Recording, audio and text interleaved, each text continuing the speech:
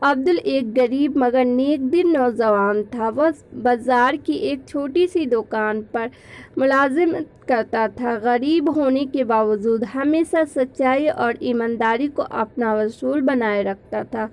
ایک دن ایک امیر شخص دکان پر آیا، کچھ سامان خریدا۔ جلدی میں اپنے سونے کے سکوں والی تھیلی دکان پر ہی بھول گیا۔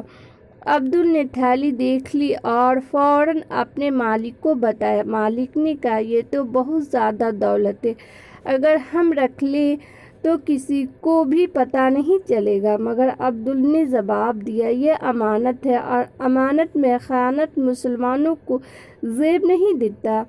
جب امیر شخص واپس آیا تو اپنی تھیلی صحیح سلامت دیکھ کر رونے لگا۔ اس نے کہا، بیٹا، تم نے میری زندگی کی کمائی بچا لی ہے۔ تمہاری امانت داری دیکھ کر میرا دل بدل گیا۔ اس نے عبدل کو انعام دینا چاہا، مگر عبدل نے کہا، اصل انعام وہ سکون ہے جو اللہ نے میرے دل